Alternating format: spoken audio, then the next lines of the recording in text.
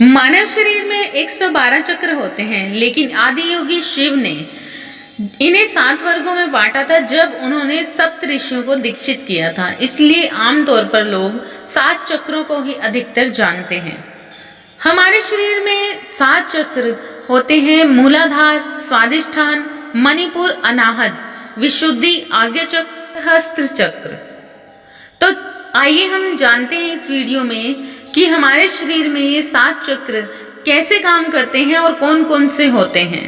Video शुरू करने से पहले मेरी आपसे रिक्वेस्ट है कि प्लीज आप मेरे चैनल को सब्सक्राइब एंड लाइक करना ना भूलें। मूलाधार से सहस्त्र चक्र तक 7 चक्रास होते हैं। अगर हम 7 चक्र जागृत करके इनकी ऊर्जा को बनाकर रखते हैं तो मुश्किल से मुश्किल काम आप बड़ी आसानी से कर सकते हैं और अपनी हर प्रॉब्लम का हल निकाल सकते हैं। आमतौर पर हमारी सारी ऊर्जा मूलाधार यानी रूट चक्र, जिसे हम कामेंद्रियां भी कहते हैं, उन पर होती है। सांसों के नियंत्रण और ध्यान से इस ऊर्जा को ऊपर की तरफ खींचा जा सकता है। जैसे जैसे हम अपनी ऊर्जा को ऊपर उठाते हैं, हमारी लाइफ, हमारे व्यक्तित्व में एक जादुई सा परिवर्तन होने लगता है और हमारे साथ बहुत से मिरेकल्स होने लगते हैं। मानव शरीर में रहस्यमयी शक्तियों का निवास होता है और हर एक चक्र से संपूर्ण ब्रह्मांड जुड़ा हुआ है। तो आइए जानते हैं हमारे मणिपुर चक्र से क्या जुड़ा हुआ है। राधे राधे दोस्तों, कैसे हैं आप सब। Welcome to my channel. I am Sonia Kapoor. तो चलिए आइए आज हम बात करते हैं मणिपुर चक्र से रिलेटेड। मणिपुर चक्र संतुष्टि के भाव को प्रदर्शित करता है। मणिपुर चक्र पाचन तंत्र से संबंध रखता है। ये चक्र नाभि वाली जगह पर पीले रंग का 10 पंखुड़ियों वाला कमल है। इसके देव विष्णु भगवान जी हैं। जिन लोगों की ऊर्जा इस चक्र पर लगातार इकट्ठी होती रहती है, वो लोग किसी ना किसी काम में हर वक्त लगे रहते हैं। वो बहुत ही क्रिएटिव लोग होते हैं और उनके सिर पर हर वक्त काम की धुन सवार रहती है। ऐसे लोगों को हम कर्म योगी भी कहते हैं। हमारा ये चक्र खराब होने पर हमारे अंदर हिम्मत जवाब दे जाती है। हमारे अंदर किसी का सामना करने की हिम्मत नहीं रहती। हम में ऐसी ताकत नहीं रहती कि हम किसी का मुकाबला कर सकें। हमारे अंदर एक डर सा बना रहता है। हमें दुनिया से डर लगता है, किसी भी बात को कहने का से डर लगता है, अपने मन की बात को कहने में डर लगता है। हमें एंजाइटी के भाव होते हैं। एंजाइटी जैसे कि 4 लोगों के अंदर बैठे हुए खुद में ही लगातार ऐसा लगना कि जैसे मुझ में कोई कमी तो नहीं है, मुझ में कोई प्रॉब्लम तो नहीं है। चाहे किसी का आप पर ध्यान हो ना हो, बट खुद को अपने आप में ही ऐसा महसूस होते रहना कि हर वक्त कुछ ना कुछ अंदर से ऐसा लगना कि मुझ में कमी है कोई, और 4 लोगों में खुद को अकेला सा महसूस करना। अपने ही मुश्किल वक्त के भावों को किसी के सामने प्रदर्शित ना कर पाना, किसी को कह ना पाना, अपने साथ बनी हुई प्रॉब्लम्स को किसी से शेयर ना कर पाना, ये सोचना कि अगर मैंने इसको अपने हालात बताए तो ये मेरे लिए शर्मिंदगी की बात है। कई बार ऐसा होता है कि आज के टाइम पर लोग एक दूसरे का मजाक बना देते हैं चीज़ों को लेकर। किसी की प्रॉब्लम को समझने की बजाय लोग उसका मजाक बनाने लगते हैं, उसको समझने की बजाय ठहाके लगाते हैं। तब जिस इंसान के अंदर ये भाव आ जाता है कि सामने वाला मेरी बात सुनकर मतलब उसके ऊपर मुझे कोई तानाकशी करे या बुरा भाव बनाए, तो वो अपने आप में शर्मिंदा हो जाता है और अपने मन की बात या अपने साथ हो रही किसी प्रॉब्लम को किसी और से शेयर नहीं कर पाता और उसे अपने आप में ही बहुत ज़्यादा मोह, दूसरों से मोह होना और इतना ज़्यादा, बट वो लगाव को कह ना पाना, बहुत सारी चीज़ें जो अंदर ही अंदर अंतर्मुखी होना, मतलब अंदर ही अंदर अपने मन के अंदर अपनी बातों को रखना, ऐसे भाव को दर्शाता है। अगर आप इस चक्र को जागृत कर लेते हैं तो आपके अंदर ये सारी प्रॉब्लम्स खत्म हो जाती है। क्योंकि जब हम किसी चीज़ को लेकर ये सोचते हैं कि हमने जो किया उसके लिए हम शर्मिंदा हैं या हमें किसी से शर्म आ रही है कुछ कहने में, क्योंकि आज का टाइम ऐसा है कि लोग ये सोचते हैं कि इसने ये किया, उसने ये किया, उस फलाने बंदे ने ऐसा काम किया जो बड़ा शर्मनाक था।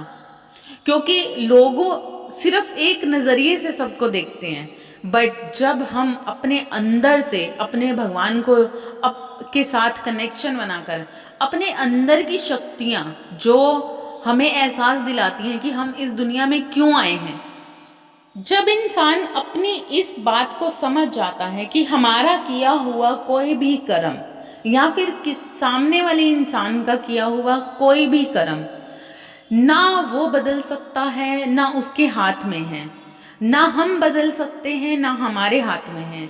क्योंकि सच्चाई जहाँ से शुरू हुई थी, सच वही है।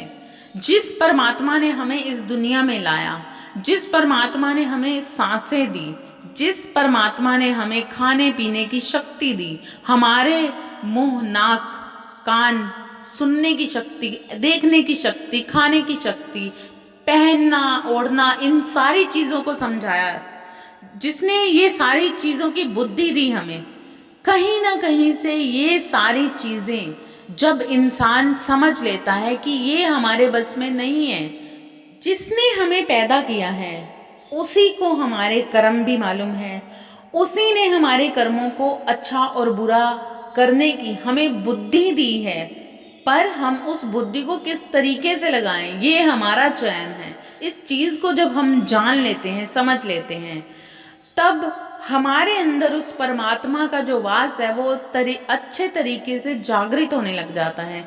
जब वो जागृत होने लगता है तो वो एक एक, क्योंकि हमारा जो शरीर हमें देखने में लगता है कि हम इंसान, पूरी एक बॉडी देखने में लगती है कि ये एक इंसान है, बट अगर आप उसे एक सूक्ष्म नज़र, जो जिसे थर्ड आई बोलते हैं, उससे अगर पूरे तन मन और ध्यान से अपनी अवस्था को उस जगह पर लेकर आते हैं, जिस जगह पर आप अपनी थर्ड आई में इतनी शक्ति पैदा कर सकें कि सामने वाले इंसान के कर्मों को, भावों को समझ सकें, तब आपको पता चलेगा कि मेरे कर्म, मेरे भाव, मेरे अंदर जो चीज़ें हैं वो किस तरीके से हैं, हम क्यों आए हैं, कहाँ से आए हैं और किस शक्ति की वजह से हम यहाँ चल रहे हैं। मणिपुर चक्र ये एक ऐसा चक्र है जहाँ पर आकर विष्णु देव पालनहार जो हैं हमारे, जो इस पर उनका नियंत्रण है। मतलब यहाँ से हमारी जर्नी है जो मूलाधार से स्टार्ट होकर हमें एक स्टार्टिंग का रास्ता बताती है, जहाँ पर जब दुनिया पैदा हुई थी, लोग पैदा हुए थे, मनुष्य जाति में जब सृष्टि का संचार किया गया था तो मनुष्य इसलिए बनाए गए थे कि एक सुंदर पृथ्वी का संचार किया जाए। यहाँ पर रहने वाले लोगों को इसलिए नहीं बनाया गया था कि वो तू मैं में अटक कर रह जाए। जब हम अपनी ऊर्जा को मूलाधार चक्र से स्वादिष्ठान चक्र पर उठाते हैं और स्वादिष्ठान चक्र से मणिपुर चक्र तक लेकर आते हैं, तब ये तीनों चक्र जब जागृत हो जाते हैं तो उस वक्त उस इंसान के अंदर एक ऐसी शक्ति का संचार किया जाता है जिसे विष्णु भगवान खुद अपने नियंत्रण में रखते हैं। और ऐसे में जब इस शक्तियों का जागृत होने के वक्त आता है तब हमें बहुत से टास्क दिए जाते हैं, हमारे साथ बहुत सारी चीज़ें होती हैं। जब भी एक एक चक्र जागृत होता है तब जागृत होने की अवस्था जब नज़दीक आती है तो उतने ही ज़्यादा मुश्किल टास्क हमारे पास आते हैं। और हमें जैसे कि हर साल एग्ज़ाम दिए जाते हैं और एग्ज़ाम के बीच में छोटे छोटे टेस्ट बने रहते हैं, उसी तरीके से ही जब हम एक चक्र को जागृत करते हैं तो हमारे साथ बहुत सारी उस चक्र से रिलेटेड चीज़ें हमारे साथ आती हैं। जैसे कि मूलाधार चक्र में बताया गया था कि सेक्सुअल एनर्जी बहुत ज़्यादा बढ़ जाने की वजह से हमें दो राहें पे ला दिया जाता है कि हम ऊर्जा को नीचे की साइड पे बहाएं या ऊपर की साइड पर लेके जाएं। जो इंसान अपनी बुद्धि पर नियंत्रण रखकर अपनी चेतना को सदा सदा के लिए जागृत रखते हैं, वो लोग अपनी सही बुद्धि के साथ हमेशा अपनी ऊर्जा को ऊपर की साइड उठाते हुए उस ब्रह्मदेव से जा मिलते हैं, जहां पर जाकर उनकी मूलाधार चक्र पे एक रोशनी, एक प्रकाश का उजागर होता है और उसके बाद उनके अंदर का जो लोभ लालच है वो सारा खत्म होता जाता है। इसी तरह से जब हम मणिपुर चक्र तक आते हैं तो ये मणिपुर चक्र हमारा तीसरा चक्र है, जो हमारे सेंटर में नेवल के पास बना होता है, नाभि के पास बना होता है। यह चक्र खासकर हमारी पेट संबंधी प्रॉब्लम, जितने भी हमारी पेट संबंधी प्रॉब्लम हैं उनसे रिलेशन रखता है। इसके खराब होने पे देखा जाता है कि हमारे शरीर में बहुत सारी प्रॉब्लम्स पैदा होती हैं।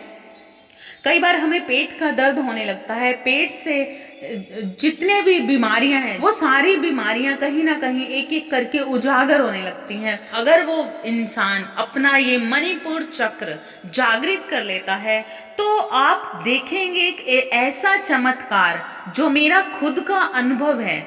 ये जितनी भी वीडियो मैं बना रही हूँ, मेरा यहाँ पे कोई मकसद नहीं है यूट्यूब से पैसा कमाने का या कुछ भी ऐसा।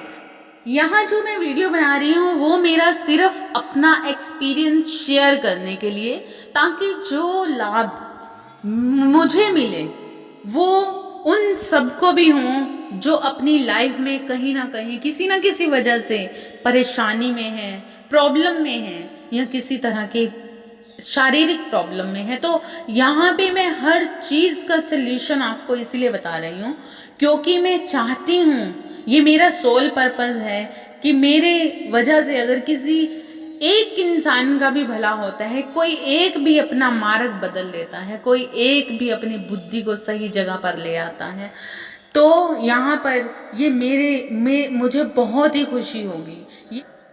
जो लोग इस चक्र को जागृत कर लेते हैं वह नफरत, ईर्ष्या, चुगली, शर्म, मोह से बाहर हो जाते हैं और वह लोग अपने आप को आत्मा मान लेते हैं और शारीरिक जितनी भी प्रॉब्लम होती हैं, शरीर से जुड़े हुए हर सुख दुख की परिभाषा से बाहर हो जाते हैं। हर दुख सुख को अपना ना मानकर, उसको सिर्फ शरीर का दुख मानकर उससे मुक्त हो जाते हैं, क्योंकि वो सदा सदा के लिए अपने आप को एक सोल के नज़रिए से देखने लग जाते हैं। क्योंकि आत्मा कभी दुखती नहीं है, आत्मा को कभी दुख नहीं होता, आत्मा कभी मरती नहीं है, आत्मा पे कभी भी खरोंच नहीं लगती है, आत्मा हमेशा साफ सुथरी स्वच्छ रहती है, आत्मा पर कभी कोई दाग नहीं लगता।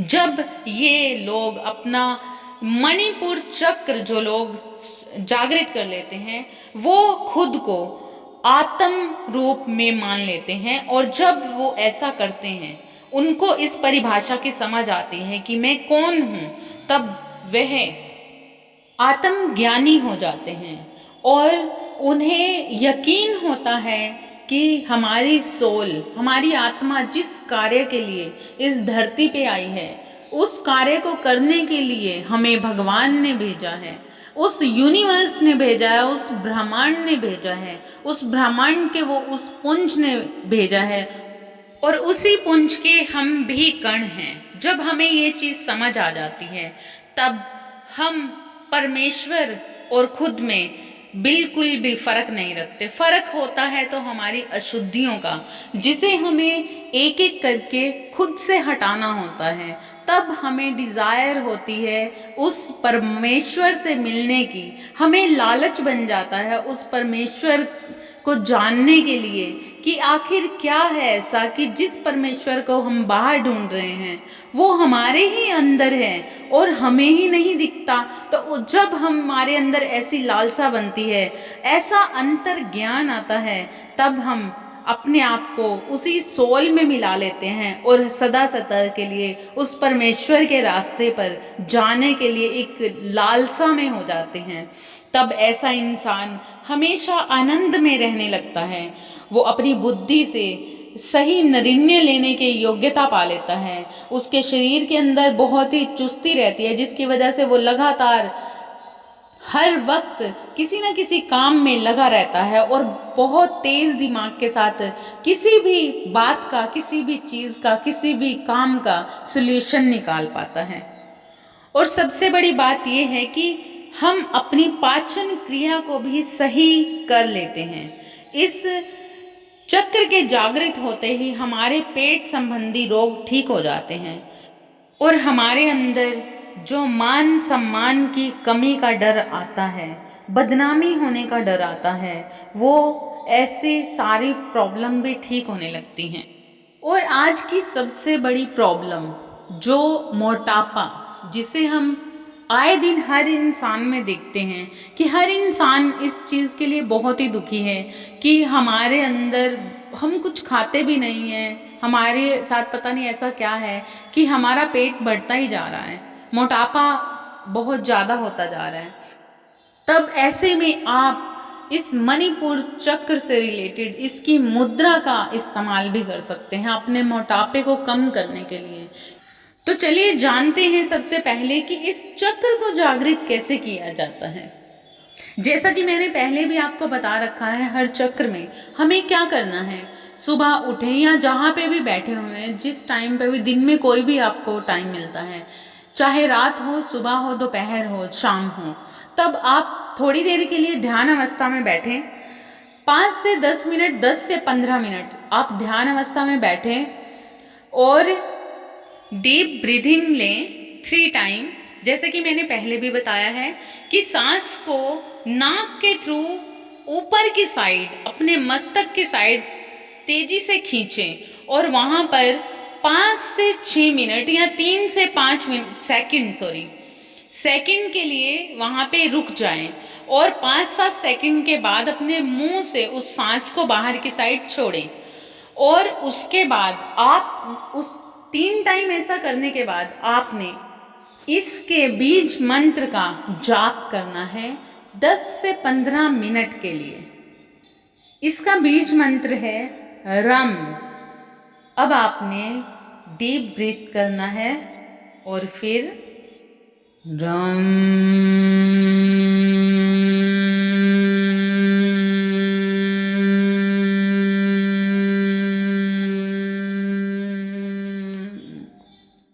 इस तरह से आपने रम बीज मंत्र का 10 से 15 मिनट तक रोज जाप करना है। रोज जाप करने से आप देखेंगे धीरे धीरे आपके अंदर की चीज़ें चेंज होनी शुरू होंगी और आपका चक्र जागृत होना शुरू हो जाएगा।